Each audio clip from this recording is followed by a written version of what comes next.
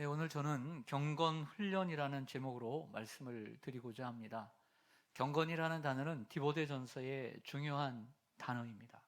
그래서 여러 번 등장하는 단어이기도 합니다. 그리고 이러한 경건은 훈련되어져야 합니다. 그냥 되어지는 게 아닙니다. 훈련되어져야 합니다. 예, 뭔가 제대로 된 사람이 되려면 훈련이라는 것을 받아야 합니다. 그리고 꾸준히 그 자리에서 제 역할을 하고자, 그리고 제 역할을 하며 지내기 위해서는 훈련을 스스로 해야 합니다. 제가 훈련의 어미를 잘 받아야 됩니다. 앞에서는 어떤 사람이 되고자 했을 때는 훈련을 받아야 되는 거예요. 그리고 되고 난 후에는 그 자리를 잘 유지하기 위해서는 스스로 훈련을 해야만 하는 거예요. 이해가 되시죠?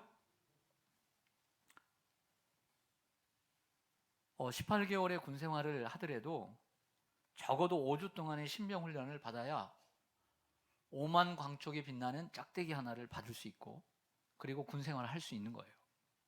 그 5주 동안의 훈련이 별거 아닌 것 같지만 사회에서 부모 밑에서 아무 질서도 없이 규모 없이 살아가는 아이들이 제대로 된 군 생활을 할 수 있도록 받는 최소한의 훈련인 거예요. 장교가 되기 위해서는 적어도 6개월 이상의 훈련을 받아야 하고, 육사 장교와 같은 장교가 되기 위해서는 4년 동안의 학교에서 훈련을 받아야 해요. 그리고 학군 장교도 되기 위해서는 수년간의 훈련을 꾸준히 받아야 합니다. 경찰도 마찬가지입니다. 필기 시험을 본다고 되는 것이 아니라 경찰 시험에 합격을 해도 충주에 있는 경찰중앙학교에 가서 입학을 해서 경찰학교에 입학을 해서 수개월 동안의 훈련을 잘 받고 이수를 해야 합니다. 소방관도 마찬가지죠. 소방 공무원이 되었다고 다 되는 것이 아니라 공주에 있는 중앙소방학교에 입학을 해서 또 그 과정을 수료해야만 합니다. 목회자도 마찬가지입니다. 그 학교만 들어갔다고 되는 게 아니죠. 그 신대원에 들어가면 입학 3월 달에 입학하기도 전에 1, 2월 달에 그리스, 헬라어 언어 연수를 받아야 됩니다. 언어 강좌를 받게 되어 있습니다. 그리고 수년 동안의 훈련을 받고 과정을 밟아야 목회자가 될 수 있는 거죠. 여러분도 지금 여러분들의 자리, 여러분들의 위치, 여러분들의 그 자리까지 오기까지 나름대로 오랜 기간 동안 훈련을 받아왔습니다. 그리고 그 훈련을 받은 것으로 끝나는 게 아니에요. 그 자리를 유지하고 지켜가고 지속해 가기 위해서는 끊임없이 자신을 훈련해야 돼요. 내가 됐다고만 필요한 게 아니에요. 그것을 지켜가야 되는 것이죠. 그래서 되기 위해서는 훈련을 뭐 하는 것이다? 받는 것이고, 된 이후에는 훈련을 하는 것이에요. 사실 디모데전서나 디모데후서는 사도 바울이 로마 선교행, 로마의 감옥에 있을 때 혹은 풀려났을 때 쓴 편지인데요. 믿음의 아들이요, 또 목회자인 젊은 목회자인 에베소에서 목회하는 디모데에게 쓴 개인적인 편지입니다. 목회 서신이라고도 하죠. 예를 들면요, 오늘 6절을 좀 보실까요? 6절을 보시면, 내가 디모데, 네가 이것으로 형제를 깨우치면, 성도를 깨우치면 그리스도 예수의 좋은 일꾼이 되어 믿음의 말씀과 내가 따르는 좋은 교훈으로 양육을 받으리라. 사도 바울은 디모데가 형제를 깨우치게 되면 그들이 그리스도 예수의 좋은 일꾼이 될 것이다 라고 말을 하지 않아요. 오늘 이 본문은 네가 형제들을 깨우치면 그들이 그리스도 예수의 좋은 일꾼이 될 것이다 이렇게 말하는 게 아니고, 디모데 네가 그리스도 예수의 좋은 일꾼이 될 것이다 이렇게 말을 하고 있는 거예요.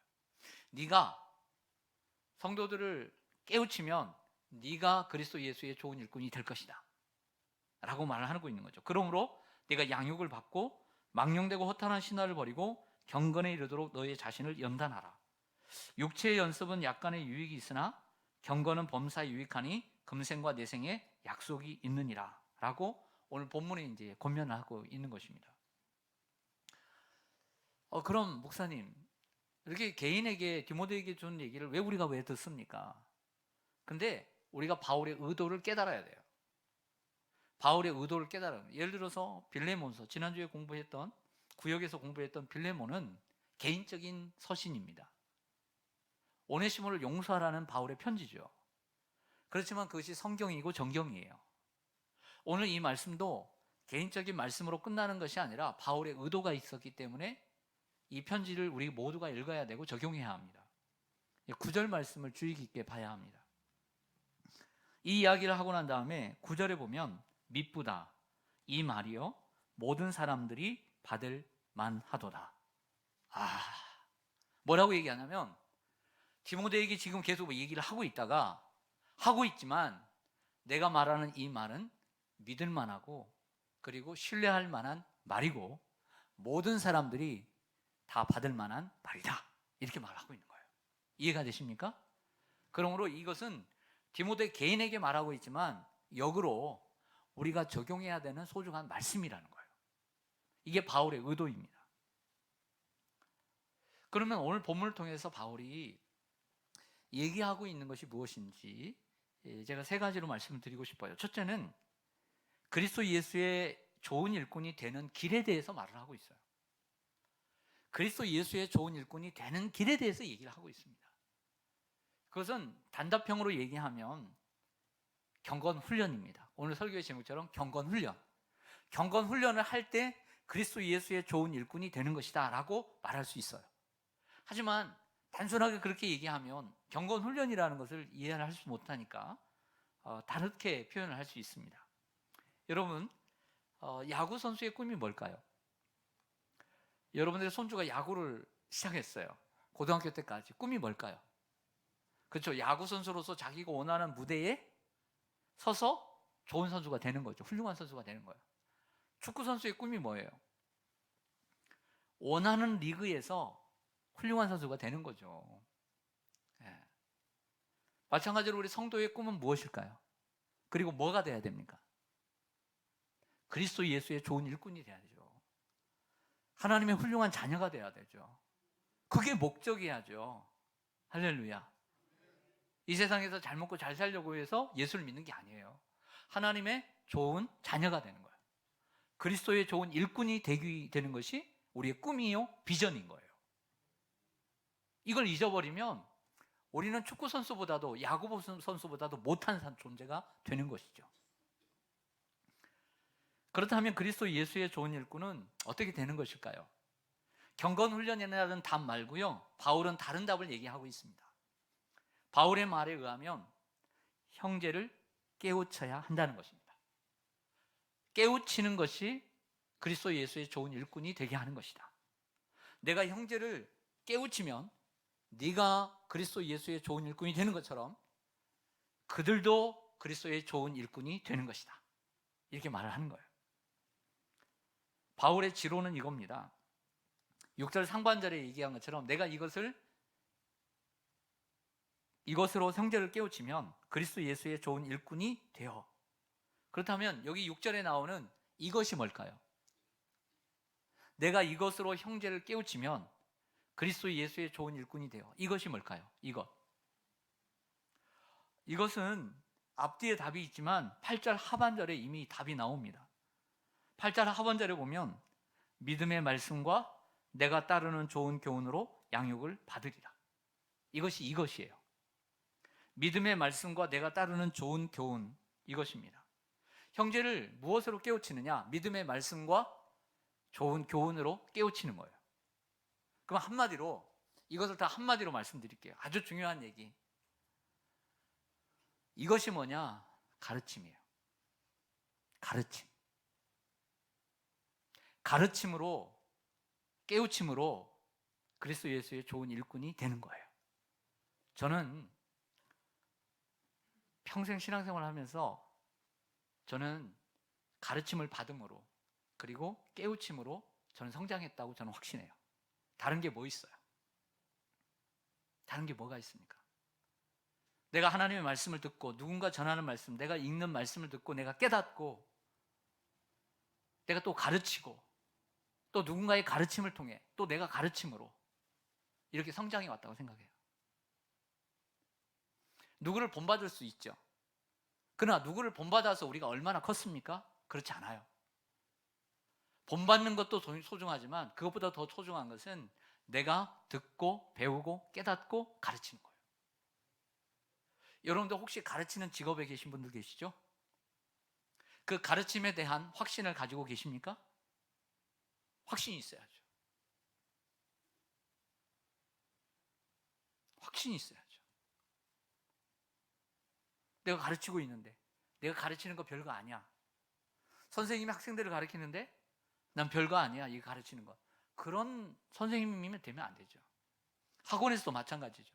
내가 가르치는 거 별거 아니야. 그런 선생님 없겠지만 이 가르침이 아이들의 인생을 얼마나 바꿀 것인가, 삶을 어떻게 바꿀 것인가 확신을 가지고 가르쳐야죠. 목회자도 마찬가지죠. 성경의 가장 중요한 가르침이에요. 예수님의 사역의 가르침의 모든 사역의 초점은 가르침에 있었어요. 분명히 전파하고 가르치고 치유하고 했지만 전파하는 설교보다는 가르침이 훨씬 많았어요. 왜? 가르침을 통해서 효과적인 교육의 열매가 가장 큰 것을 알았기 때문에 그런 거예요. 그래서 남에게 가르침을 받지 않으려고 하는 사람에게는 희망이 없어요. 항상 배우는 사람이 되어야 합니다. 그 사도행전 2장 42절에 보면 그들이 사도의 가르침을 받아 서로 교제하고 떡을 떼며 오로지 기도하기를 힘쓰니라. 이건 뭐냐면 초대교회의 생활의 모습을 나타내는 구절 가운데 첫 구절입니다. 그러니까 초대교회, 예루살렘 초대교회의 모든 교육의 출발점이 뭔지 아세요? 사도의 가르침이에요. 사도의 가르침이 없으면 교회는 시작되질 않아요. 예수님이 피로 값주고 사신 그 교회가 출발점이고 뿌리지만 그 교회가 세워져 가기 위해서는 사도의 가르침이 있어야 되는 거예요. 할렐루야. 골로새서 1장 28절에 우리가 그를 전파하여 각 사람을 권하고 모든 지혜로 각 사람을 가르침은 각 사람을 그리스도 안에서 완전한 자로 세우려 함이니. 사도 바울의 목회 철학은 가르치기였어요. 가르침으로써 한 사람을, 각 사람을 그리스도 예수 안에서 완전한 자, 즉 제자예요. 복음서 속에서는 제자라는 단어를 사용하다가 서신서 속에는 온전한 자, 완전한 자라고 사용하거든요. 가르침을 통해서 각 사람을 가르침은 각 사람을 그리스도 안에서 완전한 자로 세우려 함이니. 제자를 세우는 길은 가르침이에요. 우리가 우리 자녀를 똑바로 가르치지 못한 것은 우리가 잘 가르치지 못했을 것이고, 그리고 그 자녀가 사실 잘 안 배워서 그래요. 여러분 솔직히 세대 차이가, 어떤 사람은 그 나이의 차이가 아니라 세대 차이라고 말하는데 저는 좀 그것은 언어 유희라고 생각하고 좀 웃긴 얘기라고 생각합니다. 무슨 얘기냐면, 여러분 할머니, 할아버지, 또 여러분들 엄마, 아빠로서 애들에게 가르치고 싶은 내용이 많아요, 안 많아요? 솔직히 정말 오늘 밤새도록 해도 모자라요, 안 모자라요? 모자라도 몇 날 며칠 얘기해도 모자라요, 안 모자라요? 그럼 들으려고 해야 안 들으려고 그래요? 애들이 바뀌지 않는 이유가 뭐예요? 안 들어서 그래요. 가르치지 못하고 가르침을 받기 때문에 답답한 거예요. 얼마나 저도 가르쳐주고, 목사도 지금 가르쳐주고 싶은 게 너무 많아요. 애들이 근데 필요 없는 일로 바빠. 답답해 죽겠어. 필요 없는 일로 얼마나 바쁜지 몰라요. 들으려고 안 해. 사실 여러분들이 배운 하나님 말씀 배운 것만 가르쳐도 애들이 변화돼요. 근데 애들 밥 해준다고 바뀝니까? 솔직히? 좋은 옷 사준다고 바뀝니까? 좋은 신발 사준다고, 겨울이니 추우니까 이 좋은 신발 사라고, 춥지 너, 해준다고 사실 바뀝니까? 침대 커버 바꿔준다고 바뀝니까? 베개 커버 바꿔준다고 바꿔줍니까? 여러분들 머리 안에 있는 거 가르쳐주지 못해서 안 바뀌는 거예요, 솔직히. 저도 얼마나 가르치고 싶은 게 얼마나 많은지 몰라요. 안 들으려고 해요. 결과적으로 사람이 변하지 않는 것은 가르침을 안 받기 때문에 그래요.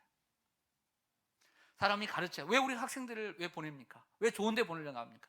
좋은 데 가면 좋은 선생님이 있어요. 그래서 보내려고 하는 거예요. 가르침을 학교에 받지 않으면 사회에서 무능화가 됩니다.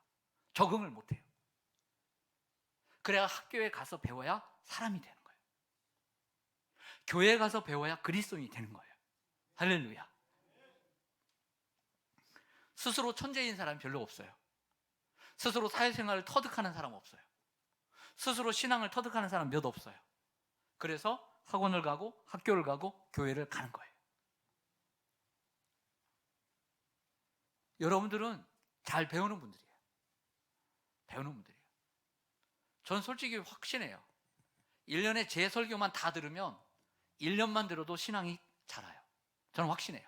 새벽, 수요, 금요, 주일 제 말만 들으면 정말 저만 그림자처럼 따라다니면 우리 성도들 1등 성도로 저는 만들 수 있어요. 저는 확신해요. 안 해서 그래. 그래 안 그래요? 믿습니까? 왜 아멘을 안 해요? 그림자처럼 따라다닐 용기가 없죠?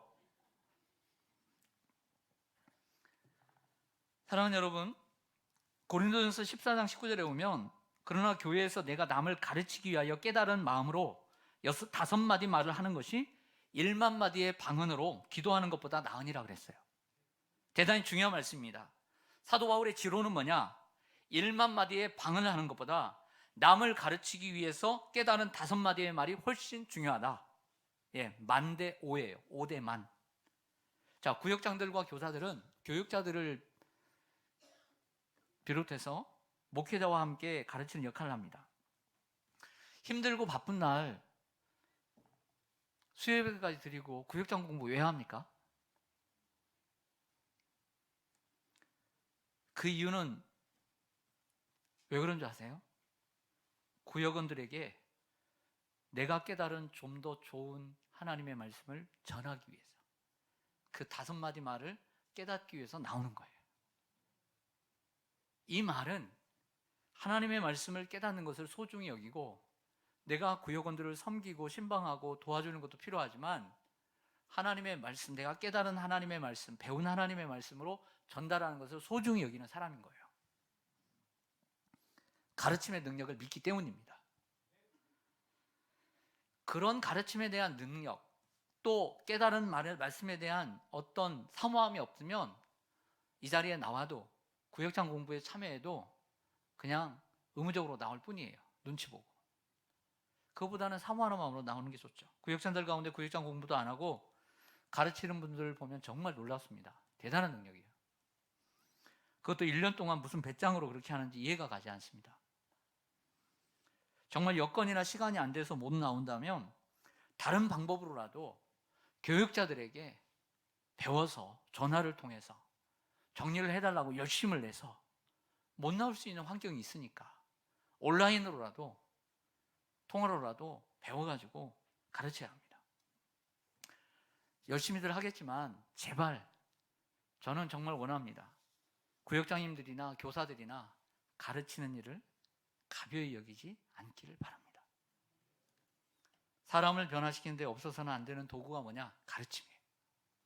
그래서 성경에는 수없이 가르침을 강조합니다.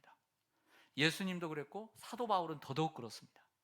사도 바울이요, 고린도 교회는 어떤 교회가 문제가 생겼잖아요. 고린도 교회 누가 세운 교회죠?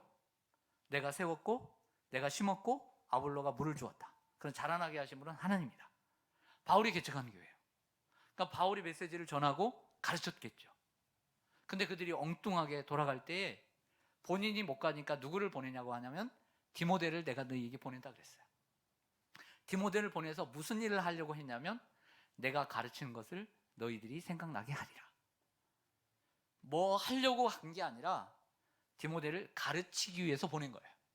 그래서 디모데가 가르친 것은 사실 바울에게 배운 거기 때문에, 주님의 말씀이기 때문에 내가 가르친 것을 생각나게 하리라. 가르침을 통해서 원상복구를 시키고 회복을 시키려고 했던 거예요. 이게 바울의 지론이에요.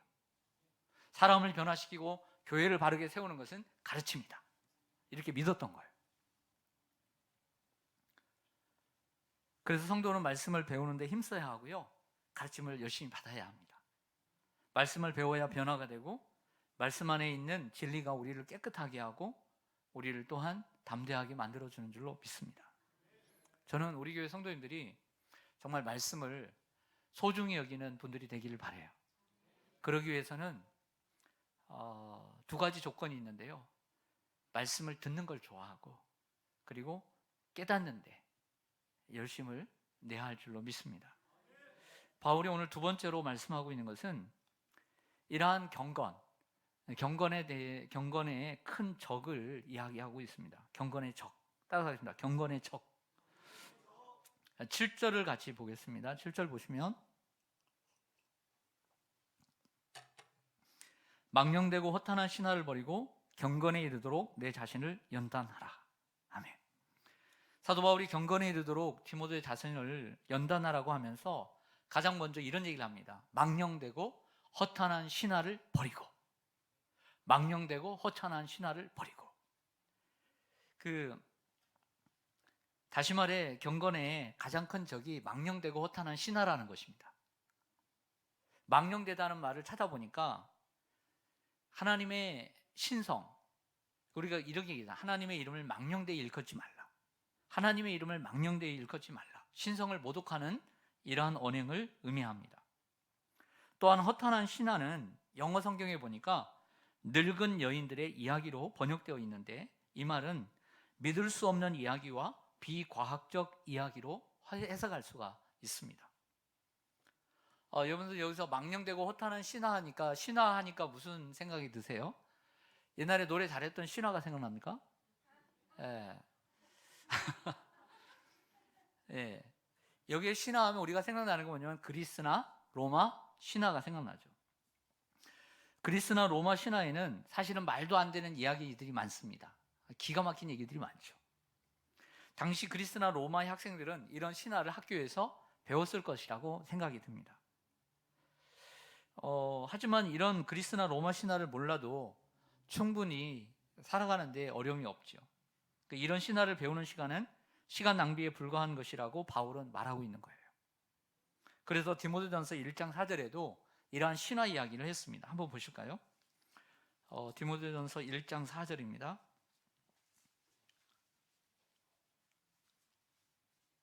신화와 끝없는 족보에 몰두하지 말게 하려 함이라.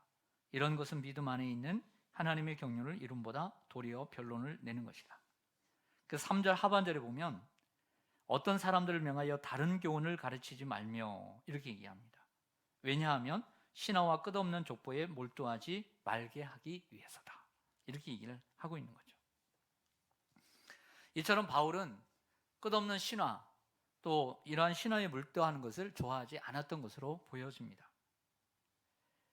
결국 여기서 신화라는 것은 이렇게 적용할 수 있습니다. 누군가가 자신을 위해서 만들어낸 이야기. 신화라는 것은 말도 안 되는 얘기입니다. 그리스나 로마 신화를 보면. 그래서 바울이 말하고 싶은 것은 그런 신화에 창념하지 말고 그 신화를 버리라고 하는 것은 자기 자신을 위해서 만들어낸 이야기를 버리라. 목회를 하다 보면 자신만의 이야기를 만들어내고 싶어요. 또 성도들의 입장에서 아주 이름난 목사님들 보면, 자기 목사님들 보면 나름대로의 신화 같은 이야기가 있어요. 사람들의 병을 고친다든지 능력을 행한다든지 큰 부흥을 이뤘다든지 이런 신화들이 있습니다. 이걸 자기 신화 창조라고 말할 수가 있죠. 사람들은 누구나 이러한 신화에 창념하게 되고 이러한 신화에 빠질 수도 있고 이렇습니다. 그래서 바울은 디모데에게 뭐라고 얘기하냐면 자신을 위해서 만들어내려고, 자신을 위해 이야기를 만들어내려고 하지 말고 경건에 이르도록 날마다 자신을 훈련하라. 이렇게 말을 하고 있는 거죠. 우리가 빠지기 쉬운 시험이 뭐냐면 자꾸 사람들의 마음을 인기를 끌고 으쌰으쌰하게 만들려고 자기를 위한 이야기를 만들어내요. 자기 신화를 만들어내요. 너 그런 목회자가 되지 말고 경건에 이르도록 자기 자신을 훈련하는데 전념하라. 이렇게 말하는 거예요. 그래서 유진 피터슨은 일상의 언어로 쓴 그 메시지라는 성경에서 이 신화를 뭐라고 해석하고 있는지 보니까 신앙을 가장한 어리석은 이야기를 버리라. 신앙을 가장한 어리석은 이야기를 버리라. 이렇게 해석을 하고 있더라고요. 일부 목회자들이 설교 단상에서 하나님의 말씀은 전하지 않고 잘 들어보면 하나님 말씀을 전하는 것 같지만 하나님 말씀은 없어요. 그리고 자기 신화를 말하는데 열심히 사람들이 있습니다. 근데 그 자기 신화를 이야기하면서도 마지막으로는 겸손으로 치장해서 성도들에게 아멘을 그리고 감동을 유도하는 이런 목회자들이 얼마나 많은지 몰라요. 조심해야 합니다. 그 가운데 저도 빠질 수가 있는 거죠. 바울은 경험자로서 그렇게 말하는 거예요. 바울이 말하면 바울이 죽은 자도 살렸습니다. 손수건 하나로 사람들을 고치기도 했습니다. 그림자도 밟아도 일어났습니다. 바울은 스스로 삼층천에도 올라간 사람인데 하나님의 은혜로 그러나 다른 사람이 올라갔다라고 고린도 후서에서 얘기했습니다. 왜? 자기가 자만하지 않기 위해서. 하나님께 자기의 육체의 가시를 주었다. 사도 바울은 자기의 신화를 만들고도 남을 사람입니다. 그러나 절대로 자기 신화를 안 만들려고 노력을 했어요. 성도들을 그런 말로써 홀리지 않으려고 노력한 사람이에요. 그래서 하나님의 말씀만을 전하려고 했던 거죠. 그러니까 디모데, 너도 자기 신화에 빠지지 말고 자기를 위한 이야기를 만들지 말고 그것을 겸손이라고 하는 탈을 떼어서 사람들에게 아멘을 유도하지 말고 하나님의 말씀을 가르치고 너는 경건에 이르기를 힘쓰라. 훈련하라. 하나님의 말씀과 기도로 무장해라. 이렇게 말하는 것이 믿음의 아버지의 얘기죠. 훌륭해요, 안 훌륭해요? 훌륭하죠. 예.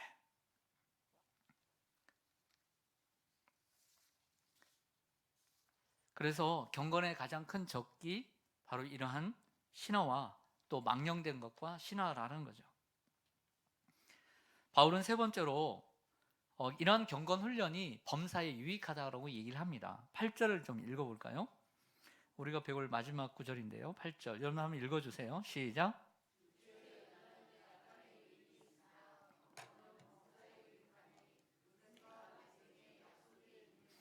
아멘. 육체의 훈련이 뭐가 있다고요? 약간의 유익이 있다. 경건의 훈련이 뭐라고요? 경건의 훈련이 약간의 유익이 있으나 금생과 내생의 범사에 유익하다. 경건은 범사에 유익하니 금생과 내생에 약속이 있다. 육체 훈련이 약간의 유익이 있다고 했습니다. 이 말은 육체 훈련을 터부시하고 무시하는 말이 아니라 경건의 훈련을 강조하려고 쓴 말입니다. 다시 얘기해서 우리 경건을 훈련을 해야 하는 우리 목회자나 우리 성도님들이 육체적인 건강을 터부시하거나 그리고 아무것도 아닌 것처럼 생각해서는 안 된다는 거죠. 우리도 정기적으로 운동도 하고 열심히 더 노력을 해야 된다는 거죠. 그래서 여러분들 걷기 운동도 하고요, 등산도 하시고 수영도 하시고 축구도 하시고 하시기를 바랍니다. 헬스도 하시고. 우리 성도들도 건강을 지키는데 주의해야 하고 또 노력해야 할 줄로 믿습니다. 그래서 육체의 훈련은 약간의 유익이 있다. 육체 훈련이 나쁘다는 얘기를 하는 것이 아닙니다. 경건의 훈련을 강조하기 위해서 하는 것이죠. 그러나 무게를 둔다면 육체 훈련보다는 경건의 훈련이 훨씬 중요합니다. 그리고 육체 훈련도 경건 훈련에 도움이 됩니다. 사실 몸과 이 영혼은 서로 또 마음은 서로 연결이 되어 있기 때문에 몸이 너무 약하면 마음도 약해지고 또 이런 경건의 훈련을 하는 것도 쉽지 않습니다. 디모데전서 5장 23절을 좀 미리 한번 배워볼까요? 디모데전서 5장 23절을 보시면 이제부터는 물만 마시지 말고 내 위장과 자주 나는 병을 위하여는 포도주를 조금씩 쓰라 고 했습니다. 디모데가 물만 마시고 산 건 아니겠고요, 물을 다녀 마셨던 것 같습니다. 위가 좋지 않고 위와 장이 좋지 않고요, 소화가 잘 안 됐고요, 또 위와 관련된 병인지 모르지만 자주 나는 병이 있었던 것 같아요. 그래서 위장병과 자주 나는 병을 위하여는 포도주를 조금씩 쓰라. 포도주를 쓰라고 하니까 목사님 오늘 저녁부터 포도주 마셔도 되죠? 이렇게 말하면 어쩔 수가 없죠. 드시려면 몰래 드십시오. 네. 그러나 조금 쓰라고 그랬지 많이 마시라고는 안 했단 말이에요. 성경은 마시지 말라는 말씀도 있어요. 술을 마시지 말라고. 바울은 디모데의 몸의 연약함을 알고 있었습니다. 그래서 이러한 몸의 건강에 신경을 쓰라고 했다는 거죠. 몸이 약해지면 경건 훈련에도 지장이 있기 때문입니다. 사실 요즘 여러분들 사람들이 영혼에 관심이 있습니까? 건강에 관심이 있습니까? 예. 비교가 됩니까? 안 됩니까? 안 될 정도로 육체에 관심을 갖는 시대입니다. 그래서 사람들이 건강을 위해서 신경을 씁니까? 안 씁니까? 쓰죠. 먹을 것, 먹는 것, 입는 것, 또 그런 시간을 냅니다. 이런 생각을 합니다. 우리 성도님들이 잘 모르겠어요. 뭐 다들 바쁘신 분들이 있는데 건강에 신경을 쓰는 만큼 영혼에 신경을 쓴 다음에 우리 교회는 부흥할 것 같아요.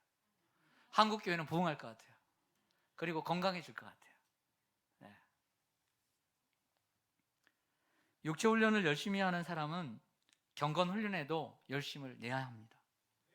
육체 훈련을 하지만 경건 훈련을 하지 않는 것은 몸은 얻지만 영혼을 잃는 것이 되기 때문이죠. 몸의 건강을 위해서는 열심히 하고 뭐든지 하면서 영적 건강을 위해서는 노력을 안 하는 사람들은 몸을 얻지만 그리고 영혼을 잃어버리는 사람들이 됩니다. 성도들은 운동을 취미로 여겨야 될까요? 본업으로 여겨야 될까요? 취미죠. 그럼 신앙은 취미로 여겨야 될까요? 본업으로 생각해야 될까요? 본업이죠. 말은 그렇게 했는데 여러분들은 어떤 것 같아요? 왜 웃어요? 네, 여러분도 그거 잘하고 계시잖아요. 운동은 취미고 우리 신앙은 본업이죠. 네. 운동 선수들은 이번에 우리 교회 이제 내일 수능인데 우리 소연이도 이렇게 여기 와 있는데 3명의 친구가 이제 수능을 봅니다. 대입을 준비하고 있는데 우리 김호준 집사님, 김가숙 집사님의 아들은 축구 선수예요. 그래서 이제 축구를 이제 하고 있는데 내일도 수능을 본다고 하더라고요. 그래도 오늘도 뭐 하냐고 그랬더니 몸을 만들고 있대요. 야, 축구 선수는 달라요. 네, 몸을 만들고 또 가서 축구를 하고 있고, 네, 또 사회체육과가 달라서 면접을 보게 되면 실제적으로 이렇게 축구를 해야 된답니다. 예, 축구를 해서 그게 이제 면접이 되는 거예요. 계속 몸을 만들고 있다고 그래요. 이처럼 운동선수들은 목표를 이루기 위해서 매일 몸을 만들고 훈련을 합니다. 그러나 독일 분데스리가에서 뛰고 있는 이재성이라고 하는 우리 국가대표 선수가 있는데요. 그 선수는 정말 그 마인츠 5에서 참 열심히 잘하고 있는 선수입니다. 근데 그의 이야기를 들어보면 매일매일 몸의 운동만 하는 것이 아니라 운동선수임에도 불구하고 경건의 훈련을 너무나 잘하고 있어요. 매일 하나님 말씀 묵상하고 독서하고 항상 하나님 앞에 기도하고 큐티하고 또 이런 선수들이 축구도 또 잘하는 모습을 보니까 좀 대단스럽습니다. 현재 홍콩, 중국에 있다가 전북에 있다가 또 중국으로 갔다가 지금은 현재 홍콩 프로축구에서 뛰고 있는 장신 축구 선수, 옛날에 국가대표 선수이기도 했는데 김신욱 선수는 신앙이 정말 좋은 선수입니다. 그래서 국가대표의 절반을 복음화시킨 사람이에요. 그중에 우리 민현에서 뛰고 있는 누구죠? 김민재 선수도 전도한 선수로 알려져 있습니다. 김신욱 선수가 10년 전에 한국 프로축구에서 최우수 선수상을 받았습니다. 그 무대에서 나와서 처음으로 한 소감, 오늘 영상을 봤는데요. 다시 봤는데 소감이 뭔지 아세요? 딱 무대에 올라가서 사람들이 와 하니까 처음 조용히 하는 얘기가 있습니다. 저는 예수님께 속해 있는 선수입니다. 하나님께 감사드리고 영광 올려드립니다. 이렇게 시작하더라고요. 나는 예수님께 속한 축구 선수입니다. 하나님께 감사드리고 영광 올려드립니다. 그리고 인사가 다 끝났어요. 그래서 인사를 하고 들어가려고 하는데 남자 그 사회자가 다시 묻습니다. 지금 이 순간 떠오르는 단 한 가지가 뭔가요? 이런 질문을 대뜸 하는 거예요. 나가려고 하는데. 그러니까 그 197cm의 김신욱 선수가 뭐라고 했냐면 고개를 숙이면서 하나님이요. 하나님이요. 이렇게 생각합니다. 경건 훈련이 없이는요, 이런 말이 나올 수가 없어요. 이것이 경건 훈련의 목적이에요. 이게 경건 훈련의 목적인 거예요.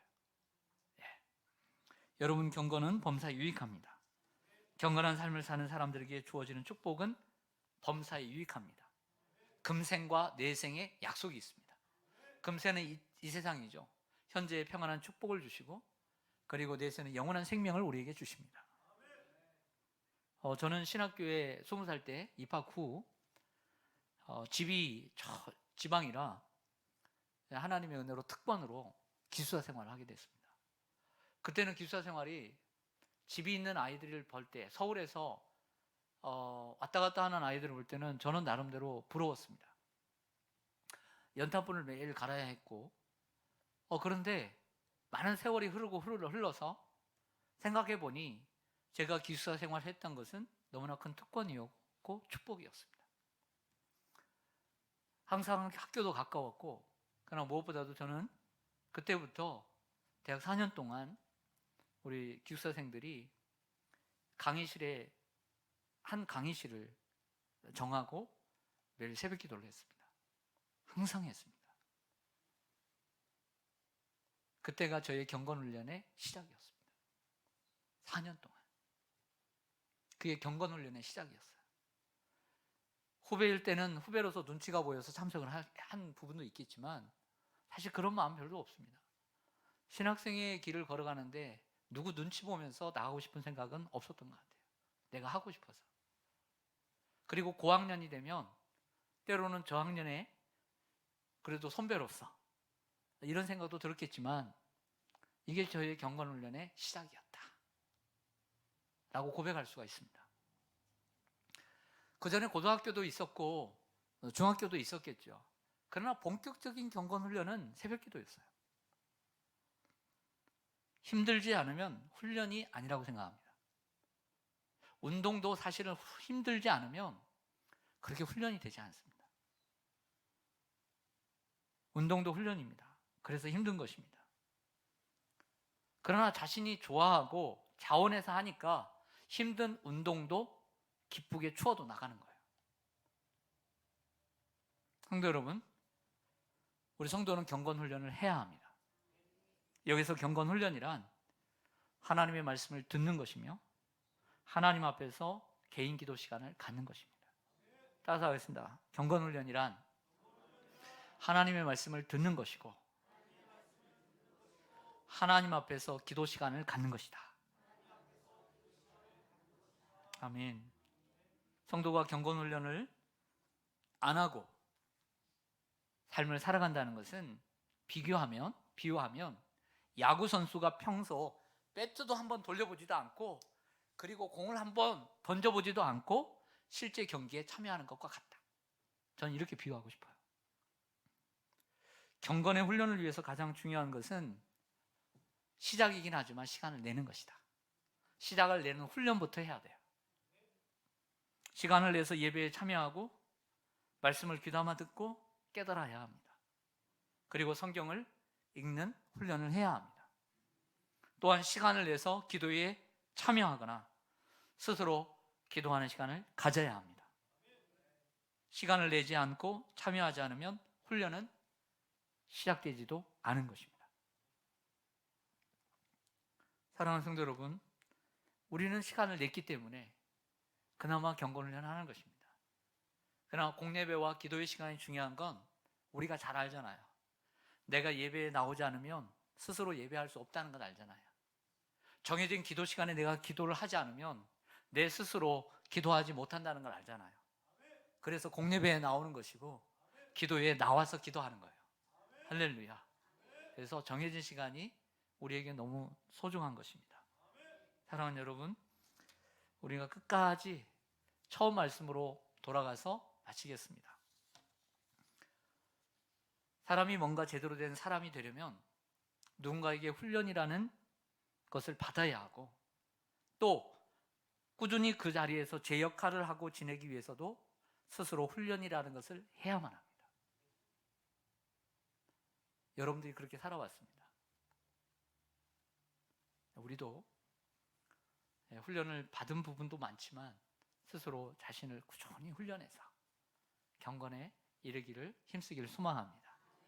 이러한 경건의 훈련이 여러분들 그리스도 예수의 좋은 일꾼으로 만들어 주실 줄로 믿습니다. 아멘. 네, 기도하겠습니다.